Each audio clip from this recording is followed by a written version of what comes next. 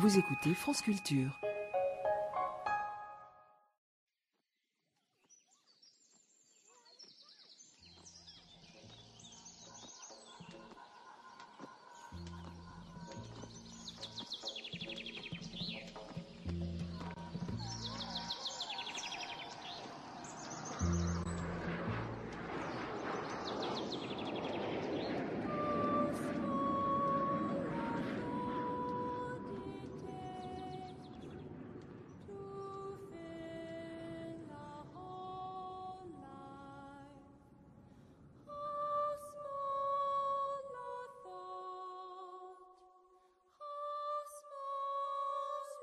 Les vivants et les dieux, symboles et religions, par Michel Cazenave. Aujourd'hui, Jacob Böhme. Tout le monde, ou à peu près, connaît le nom de Jacob Böhme, même si souvent on n'a pas lu son œuvre, ne fût-ce que parce qu'elle est extrêmement difficile d'accès. On sait qu'elle est très peu souvent rééditée, et la grande édition du Mysterium Magnum, l'œuvre centrale de Jacob Böhme, date d'il y a presque 60 ans aujourd'hui.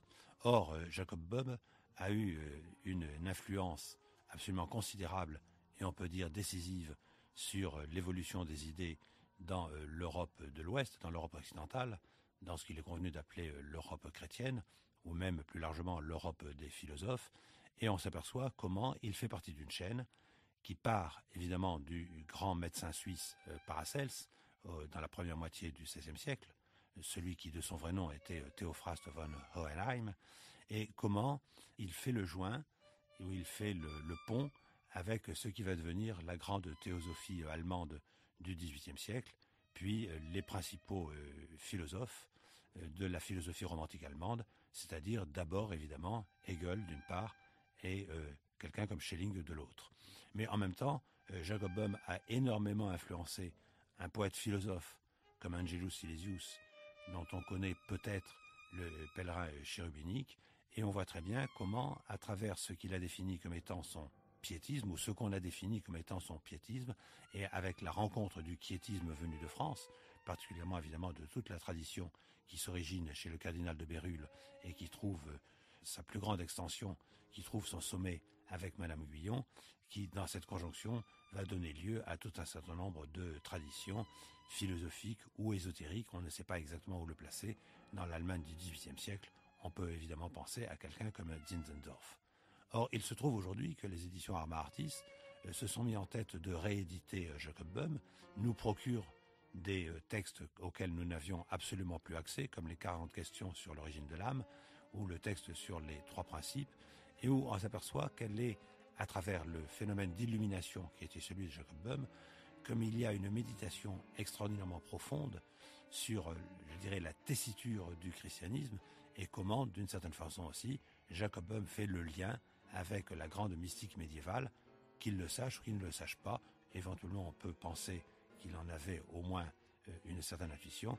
Il fait la liaison avec la grande mystique médiévale, et je pense évidemment à des gens comme Maître Eckhart, comme Johannes Tauler, ou éventuellement, à la toute fin du Moyen-Âge, à quelqu'un comme Nicolas de Cuse.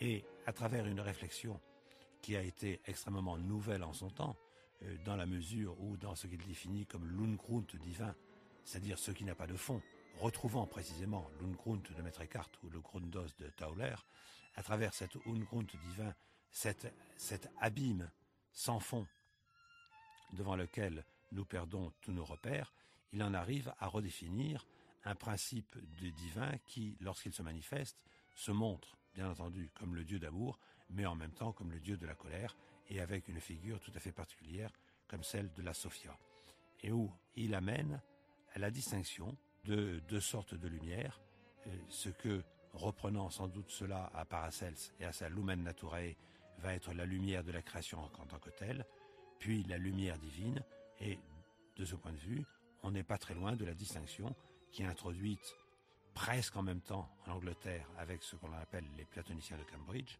et je pense particulièrement à Henry More, la différence entre Lumen Naturae et Lux Divina. Et afin de nous guider dans l'exploration de la pensée de Jacob Böhm, de nous donner quelques repères et éventuellement de nous montrer les thèmes principaux, nous avons avec nous aujourd'hui Jean-Marc Vicenza, écrivain philosophe, chargé d'enseignement à l'école d'art de Mulhouse.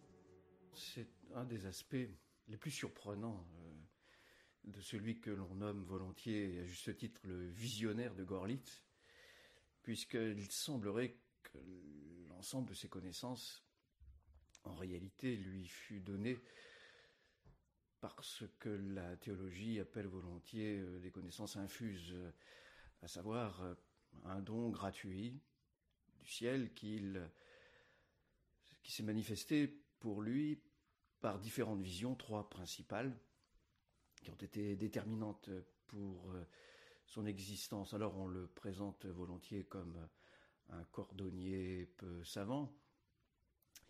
Il faut quand même souligner qu'il a fait d'excellentes études, enfant. Il s'initia au latin, et que d'autre part, son père était en contact avec de nombreux milieux intellectuels, mystiques, qui étaient assez florissants à l'époque. Ce qui fait qu'il a quand même baigné dans une atmosphère qui rectifie d'une certaine manière l'image d'Épinal du cordonnier totalement ignorant et vivant dans un milieu plutôt rudimentaire et rural. Il y avait quand même quelques teintures à la fois de culture et de formation théologique. Entendez-nous donc, chrétiens, juifs, turcs et païens, vous tous, peuple de la terre. Écoutez ce qui vous est une fois de plus accordé dans la visitation du Dieu miséricordieux, dans sa voix éclatante, grâce à sa volonté d'amour et à son esprit, et cela pour la dernière fois aux êtres de ce temps.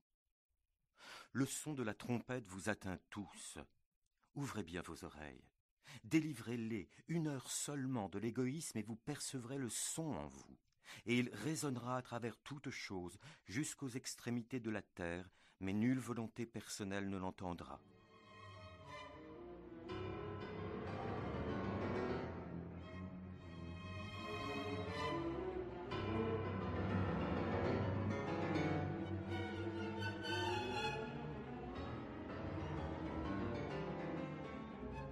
Il y a quelque chose qui est assez étonnant, c'est justement ce phénomène des visions auquel vous faites allusion, Jean-Marc Vicenza, parce qu'on se demande quelles étaient ces visions au juste, et apparemment, ça lui a donné une certitude de soi-même qui l'a amené à écrire des choses qui, disons, pour le moins, ne l'ont pas mis en odeur de sainteté auprès de ses responsables ecclésiastiques. Oui, c'est le moins qu'on puisse dire. Ces visions ont été surprenantes, bien évidemment, pour ceux à qui il en a parlé, mais surtout pour lui. La première vision, c'est vraiment une vision préparatoire à celles successives qui viendront. L'enfant est très pieux, il se décrit comme très, très priant, très pénétré de l'enseignement qu'on lui donne, mais en même temps, il ressent une insatisfaction. Il a une sorte de manque originel qui n'est pas comblé par ce qu'il reçoit dans son église. Alors ces visions l'étonnent dans un premier temps et ne sait pas trop comment se situer par rapport à elle.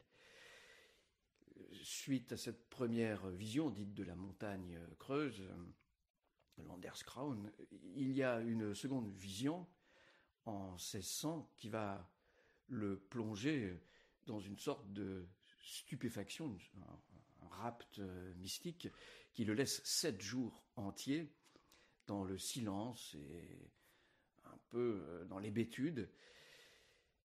Et surtout, ce qui va être déterminant, c'est la troisième vision, celle dite de 1610, où il va en être tellement bouleversé qu'il souhaitera en conserver la mémoire. Même si finalement, la seconde, celle de 1600, celle qu'on appelle la vision du pot d'étain, parce qu'il sera surpris par une sorte d'enseignement céleste, en regardant le reflet d'un rayon du ciel sur un pot d'étain, sans doute dans la cuisine ou la salle à manger de la maison. Et il dit j'ai vu le commencement et la fin de chaque chose, j'ai vu le début et également le caractère primitif des choses célestes et des choses terrestres. J'ai même vu l'engendrement de la divine Trinité. Il est évident que pour les autorités ecclésiastiques, ce type de propos ne pouvait à la fois que choquer, déranger. Et pour sa troisième vision, il la considère comme tellement merveilleuse et suressentielle qu'il se met à l'écriture. C'est celle qui est à l'origine de l'écriture de son premier texte, Aurora, ou traduit par Louis-Claude de Saint-Martin sous le nom de L'Aurore naissante, Morgan Raut, Hymn of Gang. Mais l'écriture était pour lui et pour le petit cercle d'amis. Or, dans ce cercle d'amis, une âme zélée va faire circuler ce texte. Et là, la carrière, si l'on peut dire, et le devenir de Jacob Böhm va s'en trouver modifié de tout en tout. Mais alors, précisément, Jean-Marc Vivenza, quelle est cette vision tellement centrale, tellement fondamentale, d'une certaine manière, parce que ça va quand même amener à la rédaction de textes que nous avons encore aujourd'hui, dont le moins qu'on puisse dire, c'est qu'ils sont, entre guillemets, hétérodoxes par rapport à ce que est prédit l'Église luthérienne, à laquelle il appartient, et l'Église catholique tout aussi bien, ou l'Église calviniste, je dirais, par rapport au christianisme occidental. Oh oui, tout à fait. Tout à fait, parce que dit Jacob Böhm, qui hérisse à ce point le poil, si je puis dire, de ses autorités ecclésiastiques, en particulier son pasteur, Samuel Richter, qui va nourrir une sorte de féroce, à la fois rancœur, mais hostilité à l'égard de Jacob Böhm, le dénonçant du haut de sa chair en prêche le dimanche, comme étant un hérétique, un suppôt des idées les plus contraires à la révélation. Que dit Jacob Böhm ? C'est qu'en réalité, l'image et la conception que nous nous formons de Dieu est encore bien imparfaite, certes, mais surtout éloignée de ce qu'il en est véritablement, de l'essence propre de la divinité. Et Jacob Böhm place à la fois une génération de la Trinité, ce qui est tout à fait inacceptable, que ce soit pour les autorités luthériennes, comme pour les autorités d'ailleurs de l'Église catholique, puisqu'on sait qu'il ne peut rien avoir avant Dieu. Or, Jacob Böhm imagine, ou du moins a expérimenté, la génération de Dieu, et cette génération n'est pas insignifiante, parce que pour lui, elle vient d'une sorte de chaos primordial, d'essence ténébreuse, d'essence silencieuse, comme il dit, une sorte de vide originel, travaillé par le désir, la ténèbre et le souci de la connaissance, une sorte d'esprit en devenir poussé par une dynamique de l'autorévélation. Le pasteur Richter devient, je dirais, presque fou à entendre ce type de propos et fait convoquer Jacob Böhm dans ce que l'on appellerait aujourd'hui la municipalité de son village et fait voter par les échevins du village l'interdiction formelle de toute écriture. Et Böhm, qui est d'un naturel plutôt conciliant, aimable, un homme bon, va se soumettre à cette interdiction d'écriture qui va durer plus de 7 ans. Il va l'appeler d'ailleurs son sabbat littéraire. Alors pendant 7 ans, les choses vont tant bien que mal. Il est un peu montré du doigt dans le village, mais néanmoins, l'hostilité de l'Église luthérienne et de son pasteur en particulier ne cesseront de se faire plus dure, plus pesante, plus sévère. Son texte, L'Aurore naissante, de Lusra, jamais rendu. La dureté oppressive de l'Église luthérienne à son égard sera effectivement très sévère, extrêmement sévère. La nature éternelle et aussi la nature temporelle désignent principalement le monde ténébreux et igné, à savoir dans les 4 premières formes: A, dans le violent désir; B, dans l'amer épineux; C, dans la crainte ou la sensibilité; D, dans le feu ou dans l'étincelle que produit la frayeur se trouve provoquer la distinction. Mais les forces, dans le monde extérieur aussi bien que dans l'intérieur, sont toutes comprises dans la lumière ou feu amoureux, en tant que désir amoureux.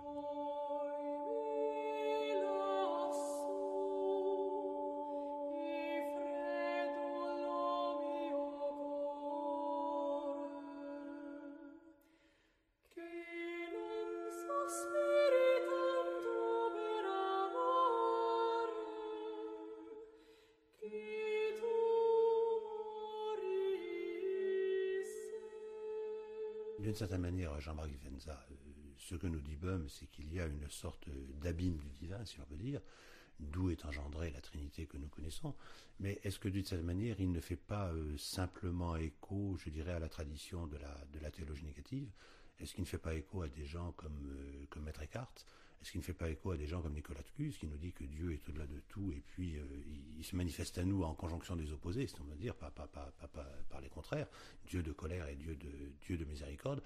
Et est-ce que d'une certaine manière, il ne fait pas écho, peut-être ne les connaissait-il pas, je n'en sais rien, mais ne fait-il pas écho à ce qu'il est convenu d'appeler la Deutsche Theologie? Boehm, dans un premier temps, expérimente cette approche. Pour lui, elle est bouleversante, surprenante, native et immédiate. Il sent qu'il y a en Dieu un mystère qui demande à être pénétré et à être pénétré par expérience. Dans un second temps, il se documente un peu dans cette période dont j'ai parlé, sabbat littéraire.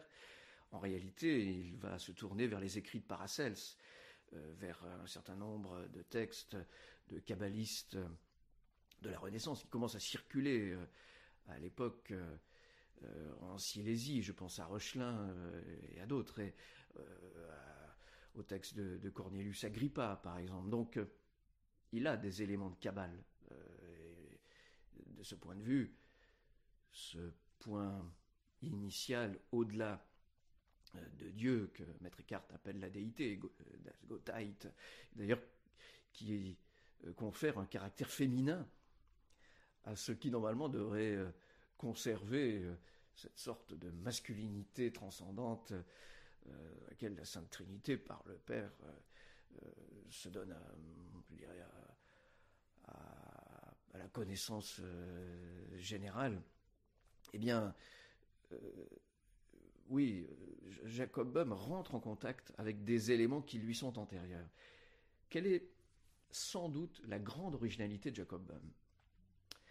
C'est qu'il ne se contente pas d'une définition métaphysique de cette déité antérieure à la Sainte Trinité.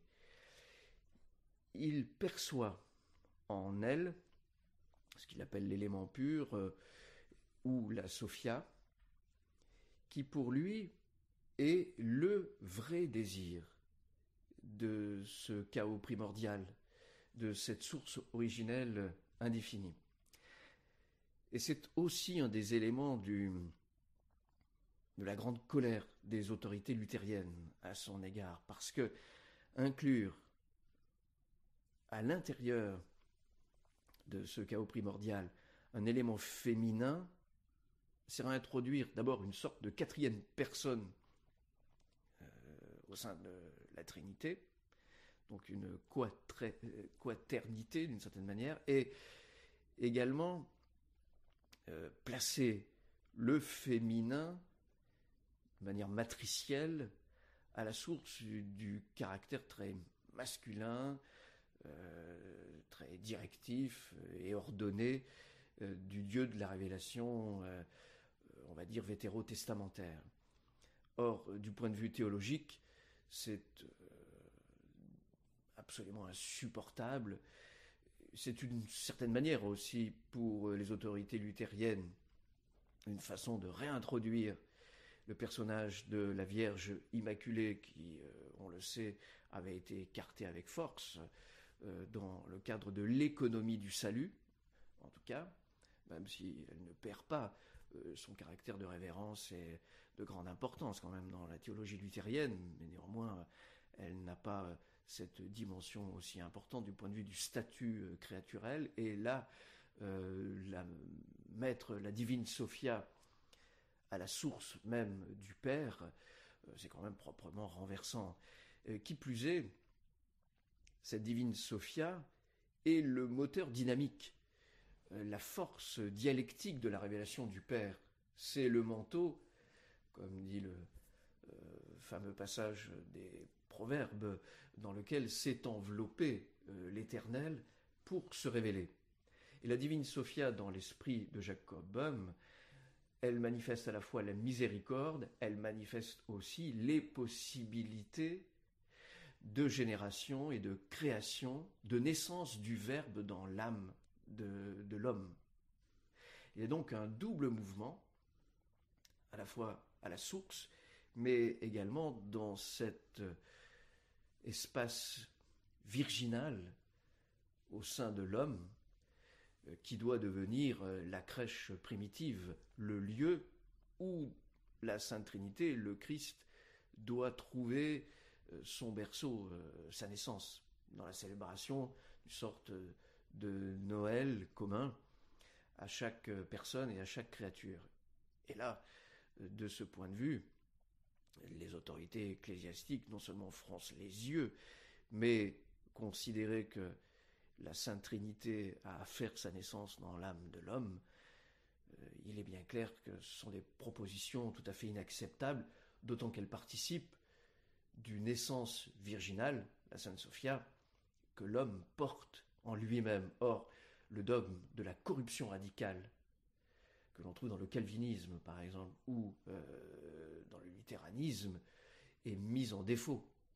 Parce que s'il y a une essence incréée qui a échappé à la chute dans l'homme, eh bien, il y a sans doute à l'intérieur de la créature des éléments d'une possibilité de recouvrement d'une nature primitive qui va échapper au canon classique du discours de salut tel que diffusé par les églises. Et de ce point de vue, on pourrait considérer que l'Église catholique comme l'Église luthérienne pourrait se scandaliser de la même manière. L'Église d'Orient aurait peut-être, de ce point de vue-là, quelques points ou quelques passerelles possibles avec le discours sophianique qu'on va trouver en particulier certains grands spirituels orientaux.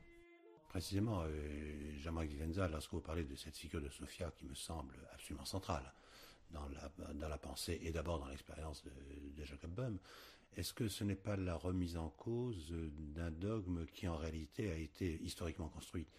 Je veux dire par là qu'on voit très bien comment le luthéranisme est quand même, je dirais, un néo-augustinisme d'une certaine manière, et que la figure de la Trinité entièrement masculine, ça a quand même été thématisé par Ambroise de Milan d'une part, et puis par Saint Augustin de l'autre. Et on sait très bien que pendant les 3 premiers siècles de christianisme, on a beaucoup discuté, par exemple, pour savoir si l'Esprit Saint était de nature masculine ou de nature féminine. Je dis ça parce qu'on voit très bien aussi comment dans la Bible, finalement, il y a aussi, je dirais, un aspect maternel ou un aspect matriciel de Dieu. Vous parliez des Proverbes, le chapitre 8, si je me rappelle bien, des Proverbes, où on parle de cette sagesse qui a créé le monde en jouant au pied du Père. Mais même lorsque dans Jérémie, dans Isaïe, Dieu parle de sa compassion, on sait très bien que c'est un radical hébreu qui veut dire la matrice en tant que tel. Et de ce point de vue-là, est-ce que Jacob Boehme, je dirais, spontanément ou dans son mouvement spirituel, ne retrouve pas cette idée qu'on retrouve d'ailleurs dans beaucoup d'endroits, que finalement, le divin en lui-même, s'il n'a pas son aspect féminin, est, je dirais, inopérant. Évidemment, je pense évidemment à la métaphysique indienne, mais je pense tout autant à la philosophie des énergies, des énergéiailles de Dieu, de Grégoire Palavas, par exemple, qui font de la sophiologie, et où la sophia, précisément dans l'Église orientale, c'est cette capacité d'action de Dieu. Et donc, est-ce que là, évidemment, il n'y a pas quelque chose qui choquait, mais qui choquait ce qui n'était qu'une tradition, finalement? Sans doute, il y avait une sorte de rigidité, une fixation qui avait été arrêtée et définitivement posée, alors que Boehm fait la découverte dans l'interne, dans l'intériorité, d'une possible union vitale avec cet aspect féminin de Dieu. Et il est vrai, d'ailleurs, que la troisième personne de la Trinité est une personne sans identité, qui n'est pas définie. L'Esprit Saint est une personnalité atypique. Et les premiers siècles de l'Église ont vécu ce mystère. Et l'ont vécu, je pense à beaucoup de pères grecs, beaucoup de pères orientaux, qui ont une approche très purifiée de ce mystère. Il est vrai que le luthéranisme est un augustinisme assez radical, en particulier sur la théologie de la grâce.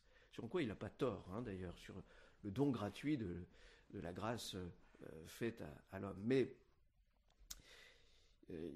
il y a chez Augustin, quand on fouille vraiment, des approches beaucoup plus mesurées de ce qu'il en est de l'essence divine. Je crois que finalement, il y a eu une fixation de cet aspect masculin, un peu par le poids des siècles, à travers l'histoire de la théologie. Si le néant cherche à se connaître, comme il le dit, si ce silence sans essence souhaite être connu, c'est que d'abord, il est de nature désirante. Et cette nature désirante est un amour qui cherche à être aimé. C'est un amour qui cherche à être consommé. C'est donc une sorte de mise en avant du désir comme étant premier à l'intérieur de l'essence sans essence, de ce néant indicible et ineffable qui va devenir pour lui la véritable substance fondatrice de toute l'histoire de la génération du Verbe. Idée qui va être prise à travers toute la philosophie allemande postérieure à Jacob Böhm, c'est-à-dire du devenir dialectique de l'esprit. On pense évidemment à Hegel, Schelling, etc.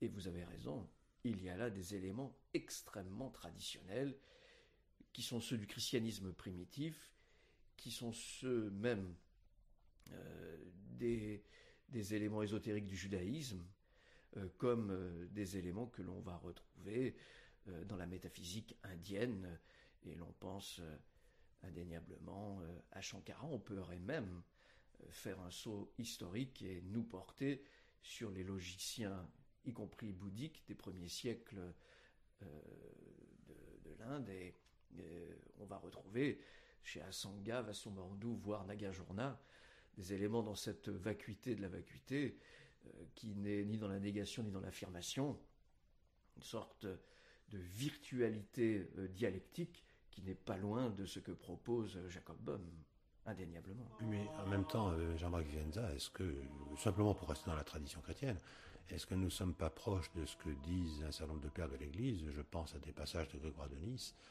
qui nous dit que Dieu n'est ni l'être ni le non-être, il est au-delà de l'être et du non-être, et en même temps qu'il doit naître dans l'âme. Et lorsque Jacob Böhm dit ça, est-ce qu'il n'est pas extrêmement proche de Maître Eckhart, en fait? Ah oui, c'est tout à fait à la fois proche et en conformité avec ce que porte Eckhart, Suso, Tauler, toute la mystique rhénane, ce que portent les pères grecs qui participent d'un néoplatonisme très, très marquant. Je pense surtout, vous avez cité Grégoire de Nice, Grégoire de Nazianze, il faut penser aussi à Saint Basile, et comment ne pas évoquer aussi la figure de l'Aréopagite, parce que la vision dionysiaque est vraiment au cœur de toute la perspective mystique occidentale, et la divine ténèbre. Encore une fois, un élément masculin chez Denis l'Aréopagite est de ce point de vue-là extraordinaire. Et dans toute la perspective de la divine ténèbre de Denis, qui est d'ailleurs le livre de chevet des grands mystiques à travers tout l'Occident chrétien et oriental également, on trouve presque d'une manière directe ce que Jacob Boehme, lui, va traduire avec un langage qui va faire école, puisque c'est le langage de la théosophie.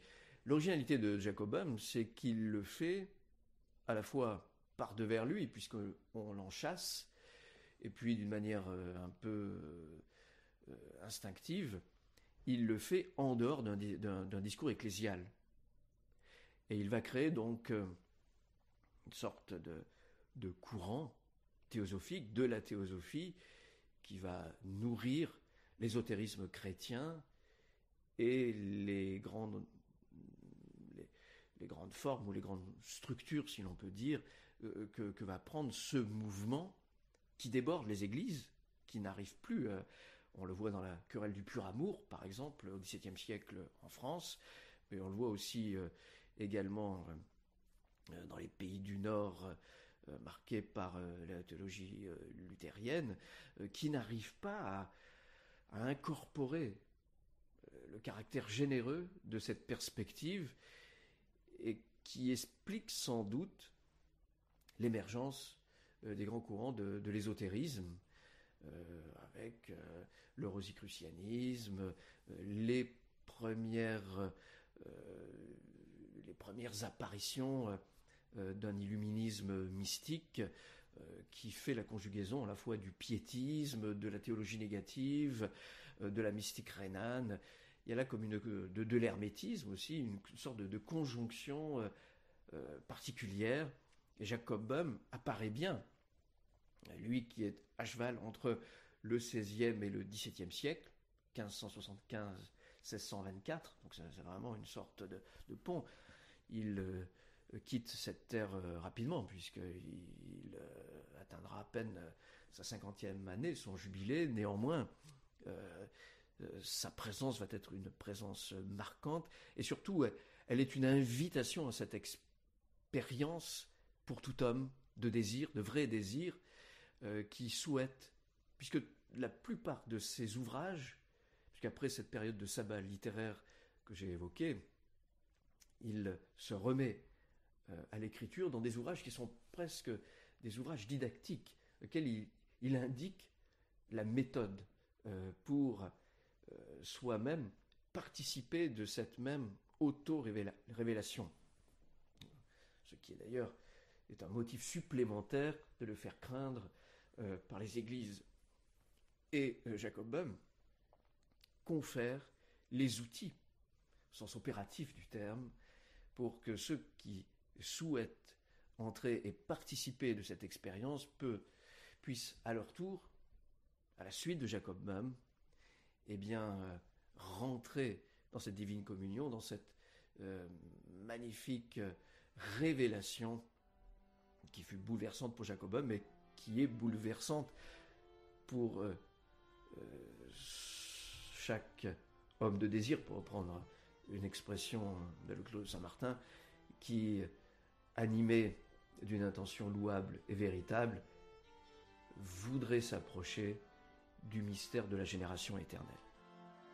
Le néant a fin du quelque chose et la fin est le désir, sous forme du premier verbum fiat ou du premier faire, car le désir n'a rien qu'il puisse faire ou saisir.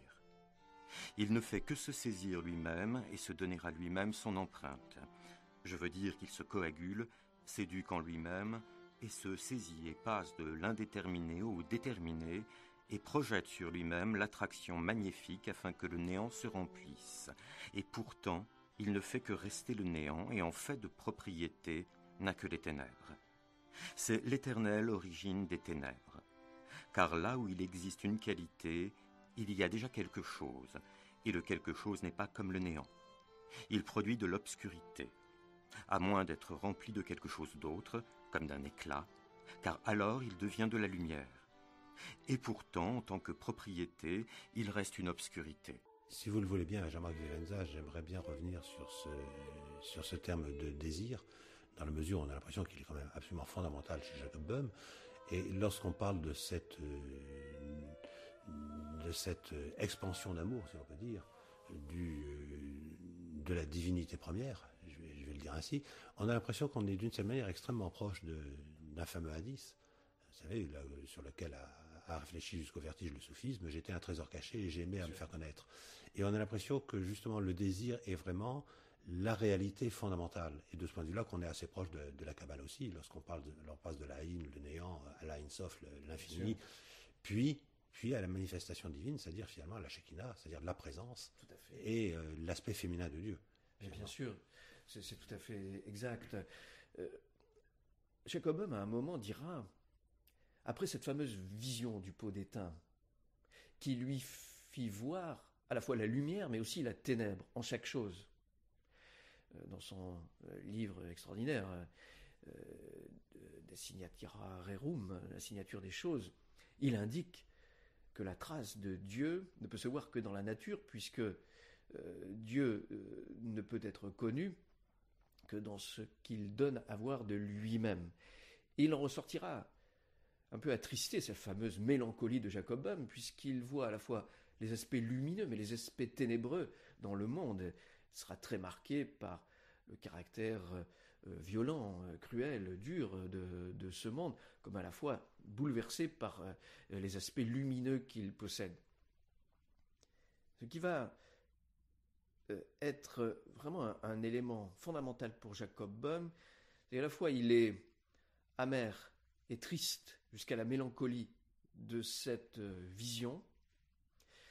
Il se dit peu soulagé par l'écriture, par les Écritures, mais néanmoins, il fait la découverte de cette déclaration dans les épîtres de Jean, la première épître de Jean, Dieu est amour.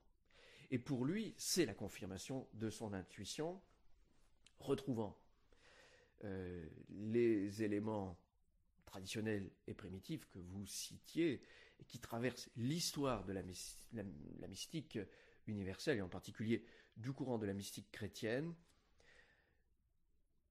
Dieu est amour, pour lui, ça signifie que la miséricorde est placée, ce qu'il dira dans un livre aussi extraordinairement important de l'élection et de la grâce, est placée non pas comme un des aspects, comme dira saint Thomas d'Aquin, c'est-à-dire le don, le bien, comme un des transcendantaux, mais du point de vue de l'essence super essentielle de la divinité. Il le met à la source, il le met à l'origine, une origine qui est à la fois aussi une invitation au devenir, une source qui n'est au fond pas propriétaire d'elle-même, un amour qui est à ce point supérieur qu'il ne se possède pas. Dieu est en nous, dira Jacob Böhm, comme il est sur la croix, livré entre nos mains, dépossédé de lui-même.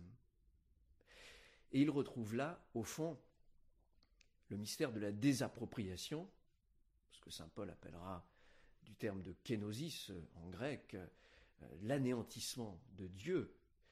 Eh bien, il perçoit que l'abandon de Dieu qui se perd lui-même dans le sacrifice suprême est l'expression la plus haute à la fois de la métaphysique, mais également de l'essence de Dieu. C'est là où Dieu nous donne à contempler et à voir ce qu'il est véritablement. Non pas dans un discours autoritaire ou souhaitant peser sous une forme dogmatique arrêtée, mais comme un amour suressentiel qui aime tellement et qui est tellement surabondant, qui s'échappe à lui-même, n'est que dans le don, n'est que dans la transmission de son essence, là où il recouvre sa véritable dimension, dans une perpétuelle donation surabondante de sa vie, de sa grâce, de sa miséricorde, et en cela de son essence primitive comme de son point ultime. L'amour est à la base comme à la fin de chaque chose. Il est dans cette lumière à ce point resplendissante qu'elle est ténébreuse pour l'âme limitée, pour la créature ramenant tout à cette volonté propriétaire et réductrice, ce qui donne ce caractère vertigineux, ce tourbillon extraordinaire. Jacob Böhm utilisera l'image, la divinité est un œil qui cherche à se voir.